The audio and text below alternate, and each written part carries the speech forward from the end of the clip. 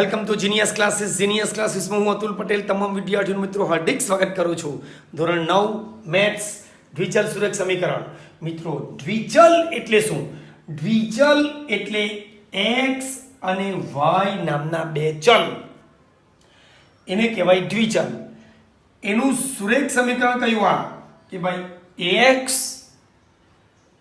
Plus by plus c બરાબર 0. આ દ્વિચલ સુરેખ સમીકરણનું પ્રમાણિત સ્વરૂપ, પ્રમાણિત એટલે ચોખ્ખું સ્વરૂપ, પરફેક્ટ સ્વરૂપ, વાંકા ચૂકી નહીં આવે, પરફેક્ટ સ્વરૂપ, પ્રમાણિત સ્વરૂપ, એકદમ ચોખ્ખું સ્વરૂપ.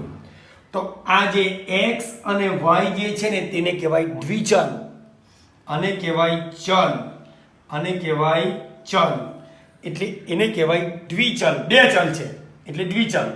અને આ a b c આ જે છે તે શું છે? અચળ છે. અચલ છે. અચલ એટલે એ કિંમત અચળ, એમાં કોઈ ફેરફાર નહીં થાય. જ્યારે આ x અને y ની કિંમત શું બદલાયા કરે, એટલે એને કહેવાય દ્વિચલ. ચાલે છે, ચાલતા જાય તેમ તેમ કિંમત x ની કિંમત આવે તો y બદલાય, x ની કિંમત y આવે તો x બદલાય, એટલે એને કહેવાય દ્વિચલ. એટલે જેમાં x અને y હોય એને કહેવાય દ્વિચલ સુરેખ સમીકરણ. એનું પ્રમાણિત સ્વરૂપ છે ax + by + c બરાબર 0. તો મિત્રો અહીંયા તમે જોઈ લેવું કે દ્વિચલ સુરેખ સમીકરણને પ્રમાણિત સ્વરૂપમાં દર્શાવો અને abc ની કિંમત શોધો. બરાબર છે? તો પ્રમાણિત સ્વરૂપ એટલે શું? આ સ્વરૂપ, પહેલા x વાળું પદ, પછી y વાળું પદ, પછી xy વગરનું, અને પછી બરાબર 0. આ રીતે આપણે દ્વિચલ સમીકરણ સુરેખ સમીકરણનું પ્રમાણિત સ્વરૂપ લાવીએ. તો દાખલા તરીકે આ છે. તો પહેલા કયું?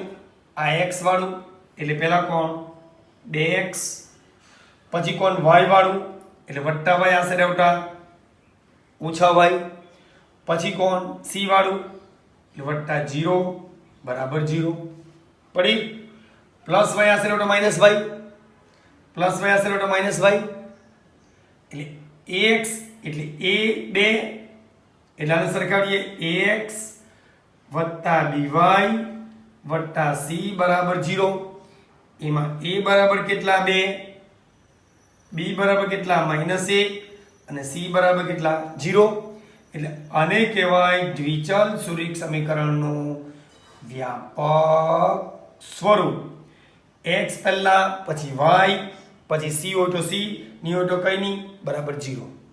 a બરાબર 2, b બરાબર -1, c બરાબર 0. તો મિત્રો આવા હું તમને લગભગ 9 ઉદાહરણ આપું છું, એટલે તમને ખબર પડી જશે કે દ્વિચલ સુરેખ સમીકરણનું વ્યાપક સ્વરૂપ શોધવાનું, અને abc હોય તો એની કિંમત શોધો. 2 માર્ક્સનો પ્રશ્ન પૂછાય, 1 માર્કનો પૂછાય, બરાબર છે? પૂછાઈ શકે છે. ચાલો હવે મિત્રો આના દ્વિચલ સુરેખ સમીકરણને બે રીતે બતાવજો. જો પહેલા કોણ? x છે જ, ax, પછી કોણ? by છે જ, y છે જ. હવે અહીંયા મિત્રો અહીંયા 0 મૂકો ને 4 ને આમ લાવો તો -4 બરાબર 0. રેડી? 0 અહીંયા મૂકો કે 0 આ સાઈડ લાવો, અથવા બંનેને આ સાઈડ લાવો તો પણ ચાલે. બરાબર છે? હું એ બી બતાવું છું. જો આ કોણ? ax વત્તા by વત્તા c કેટલો? c બરાબર 0 અહીંયા મૂકો તો બી ચાલે, આ 0 આ સાઈડ મૂકો તો બી ચાલે. ax વત્તા by વત્તા c બરાબર 0. a બરાબર કેટલા? 5, b બરાબર કેટલા? -3, c બરાબર કેટલા? -4. પડી? અથવા બીજી રીતે કઈ રીતે? બીજી કઈ રીતે? x ને આમ લાવો. ચલો કેટલા? 5x આ સાઈડ જતા કેવા? -5x વત્તા 3y પેલી સાઈડ જતા કેટલો? -3y, અને 4 તો અહીંયા જ છે, વત્તા 4 બરાબર 0. વત્તા 5x આ સાઈડ ઓછા 5x, ઓછા 3y આ સાઈડ વત્તા 3y, વત્તા 4 બરાબર 0. બરાબર? a બરાબર કેટલા? -5, b બરાબર કેટલા? 3, અને c બરાબર કેટલા? 4. એટલે તમે આ 4 ને સીધા આમ લાવો તો પણ આવી જાય, અથવા બંનેને આમ લાવો તો પણ આવી જાય. બરાબર 0 અહીંયા મૂકો કે બરાબર 0 આમ લાવો, કોઈ પણ જગ્યાએ ચાલી શકે છે. ચાલો નેક્સ્ટ ઉદાહરણ. આનો ચલો આમાં શું થાય મિત્રો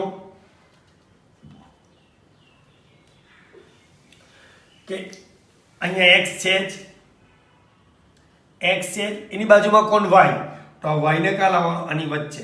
એટલે વત્તા 3 એટલે ઓછા વર્ગમૂળ 3y અને વત્તા c એટલે c તો અહીંયા છે -4 બરાબર 0 બરાબર એટલે x ax વત્તા by એટલે વત્તા ઓછા વર્ગમૂળ 3y -4 બરાબર 0 એટલે a બરાબર કઈ નહીં એટલે શું 1 આ કોણ કહેવાય b a કેટલો a અને આ કોણ કહેવાય c c બરાબર -4 બરાબર એટલે આ રીતે આ દ્વિચલ સુરેખ સમીકરણનું પ્રમાણિત સ્વરૂપ એટલે આ સ્વરૂપે લાવવાનું અને a b c ની કિંમત શોધવાની રેડી ચલો હવે અહીંયા અને શું કરીએ બે રીત થાય અને 2x નામ લાવે તો અહીંયા 0 આવી જાય ડાયરેક્ટ તો -2x + 3y + 4.7 તો બી ચાલે હું આમ -2x 3y ને 4.37 તો અહીંયા જ છે ખાલી પ્લસ આવશે એટલે અહીંયા કઈ એટલે શું 0 a બરાબર -2 b બરાબર -3 અને c બરાબર કેટલા 4.37 રેડી ચાલો હવે મિત્રો બીજી સ્ટાઇલમાં કરીએ અને આમ લાવીએ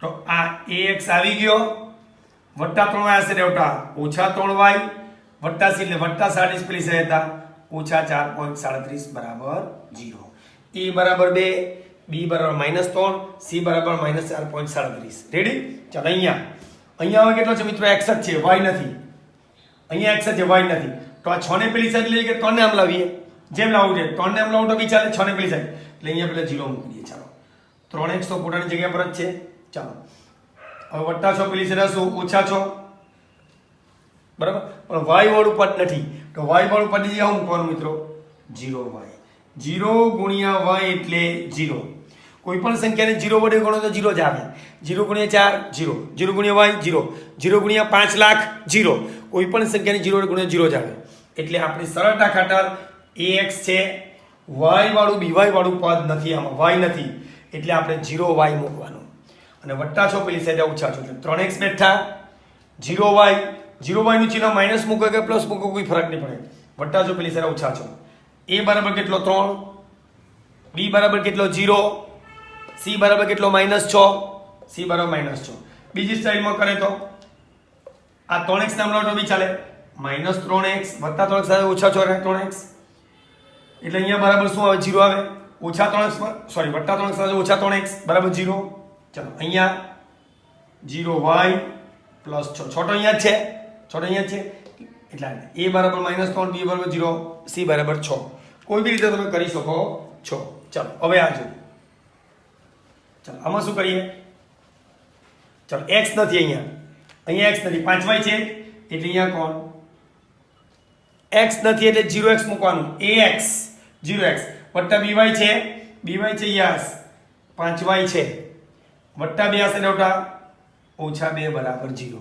રેડી 5y તો છે જ એટલે by છે c બરાબર કેટલો વત્તા 2 હશે ઓછા 2 c આવી ગયો અને x વાળું નથી એટલે 0x a બરાબર કેટલા 0 b બરાબર કેટલા 5 અને c બરાબર કેટલા -2 ઓકે ચાલો અહીંયા ફક્ત y છે અલગ અલગ ઉદાહરણ આપ્યા એટલે તમને એક ઉદાહરણમાં ખબર નહીં પડે મિત્રો અલગ અલગ સાઈડ ઓર્ડર ચલો અહીંયા y એટલે 2 ને આ સાઈડ લાગડ્યું એટલે y -2 બરાબર 0 તો આવી ગયો y -2 પરંતુ x નથી તો x આ મૂકવાનો આગળ હું મૂકી દેવાનો 0x રેડી a બરાબર કેટલો 0 b બરાબર 1 c બરાબર -2 ઓકે ચાલો હવે અને શું કરી દઈએ x છે y નથી એટલે શું 0y અને ઓછા 5 હશે એટલે શું વત્તા 5 બરાબર 0 રેડી x તો છે જ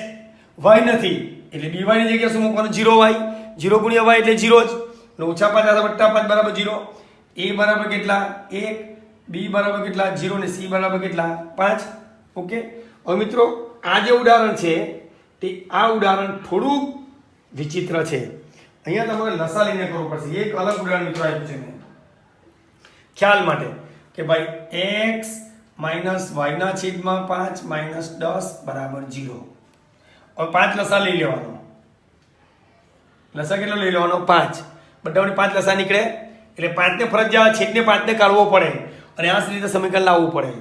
5 એટલે શું? અહીંયા 1 છે એટલે 5 એકા 5. 1 છે એટલે 5 એકા 5. 1 છે એટલે 5 એકા 5. છેદમાં 5 ને લસા કેટલો 5? એટલે આનો ગુણાકાર આ બેનો ગુણાકાર 5 થવો જોઈએ, આ બેનો ગુણાકાર 5 થવો જોઈએ, આ બેનો ગુણાકાર 5 થવો જોઈએ. 1 ગુણ્યા 5 5, 5 એકા 5 અને 1 ગુણ્યા 5 5. હવે આનો ગુણાકાર ની જોડે 5 એકો 5x, 1 ગુણ્યા y y, 10 50 50 બરાબર 0. હવે આખાના છેદમાં આવી ગયો ને એટલે આ 5 કા જાય ઉપર. એટલે કેટલો થયો? 5x માઇનસ y માઇનસ 50 બરાબર 0 ગુણ્યા 5 કેટલો? 0. એટલે a બરાબર કેટલો? 5. b બરાબર કેટલો? કઈ નહીં એટલે શું? 1 માઇનસ 1. અને c બરાબર કેટલો? માઇનસ 50. આવી ગયો મિત્રો? તો ચોક્કસ આ રીતે કોઈ પણ સમીકરણ છેદમાં હોય તો લસા લઈને એને આખાને છેદમાં લાવવાનો, અને આખાને છેદમાં લાવીને પેલી સાઈડ એટલે 0 નીકળી જાય. એટલે સમીકરણ ax + by + c સ્વરૂપ પર આવવું જોઈએ. અને જો x કે x નહીં હોય તો 0x મૂકવાનો અને y નહીં હોય તો 0y મૂકવાનો. તો મિત્રો આ રીતે આપણે પ્રમાણ સ્વરૂપમાં લાવીને abc ની કિંમત શોધી. આશા રાખું ચોક્કસ તમને આવડી ગયું હશે. Thank you very much.